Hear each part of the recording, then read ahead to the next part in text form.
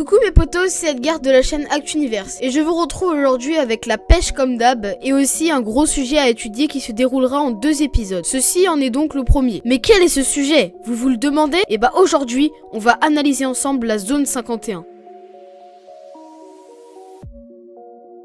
Alors pour résumer, la zone 51, ou appelée aussi Dreamland, Watertown et quelques autres noms chelous, serait une zone d'une surface d'environ 155 km² sous extrême surveillance. Je ne vous conseille d'ailleurs jamais de faire l'expérience d'essayer de s'y introduire, sous peine d'être disparu pour une éternité. Elle contiendrait apparemment des modèles d'ovnis et des personnages surnaturels tels que des aliens ou des extraterrestres. Je ne suis pas arrivé à la même conclusion, comme d'habitude. Alors déjà, je le répète encore et encore, il y a très peu de chances que ce que les gens disent soit vrai. En revanche, cette fois-ci, on est sûr que la zone 51 existe bien. Elle est localisée aux États-Unis, au Nevada. Mais vous allez me dire, comment peut-on être sûr que la zone 51 existe réellement? Tout simplement car ses coordonnées ont été divulguées publiquement et que plusieurs personnes ont rentré ces coordonnées dans Google Maps et donc ont aperçu cette fameuse zone 51. En revanche, si on s'aventure vraiment dans la rumeur que des prototypes et autres éléments surnaturels y sont produits, on peut pas vraiment être sûr que cela soit vrai. Mais alors, si la zone 51 n'a rien à cacher, alors pourquoi la protéger par un nombre incroyable de militaires? Vous voulez le savoir?